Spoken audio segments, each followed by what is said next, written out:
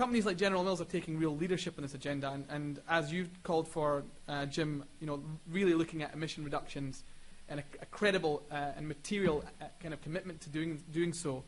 General Mills has made that commitment to reduce, its greenhouse gas emissions across its value chain, John. And it would be great to hear from you. What does that commitment mean? Tell us a little bit more about how General Mills is trying to operationalize that commitment. What are the challenges and opportunities that you see, and why is it that you've chosen to take real leadership in this agenda? Great, thank you, and thanks for letting me be here today. The slide is not a blatant attempt at marketing. It's just that most people, when they hear General Mills, really have no idea what we do, because we don't brand anything General Mills.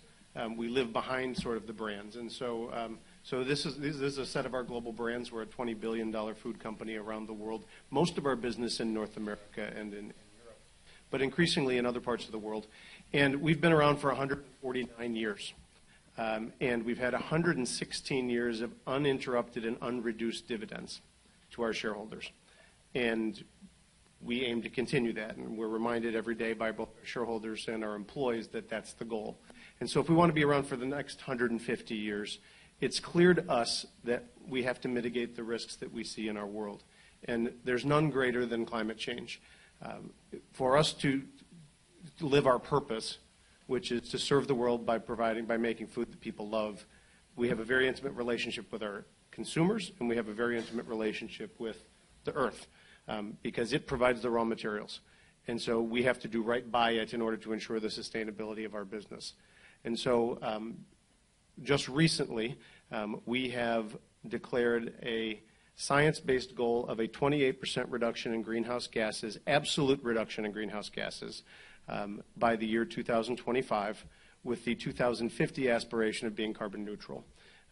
That is a goal that's based on science. It's not based on what we thought we could do or what we thought people wanted to hear, but instead we consulted with BSR, we consulted with other groups to give us feedback on what was our fair and proportionate share and what needed to be done, regardless of whether we knew how to do that. We've been doing this for a while. We've invested in our own four walls. We invested in things that we could control because that's safe and easy for companies to do. And we've been doing it for a while, and we've made some decent improvements in those areas. We've reduced our absolute footprint in our manufacturing facilities by 14%. But the problem is, as has been pointed out several times, 2/3 of our greenhouse gas emissions occur upstream of our manufacturing plants in agriculture.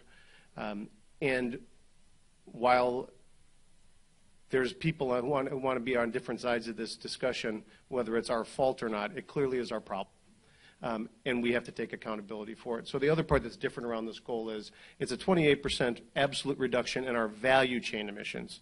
Not the ones that we can see, not the ones that we can measure, but the ones that come from farm to fork. And my job as the leader of the global supply chain entails all of that. So we're going to start by spending $100 million in our manufacturing plants to continue to drive energy efficiency and to move to more renewables.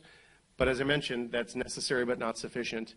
Most of the work is collaborating upstream. It's around improving yields. It's about reducing fertilizer usage. It's about ensuring resilience and building carbon in the soil, because that's going to allow farmers, whether they're conventional or organic, and whether they're in North Dakota or they're in India, the opportunity to continue to thrive and participate in the economy and ensure that we can get our materials.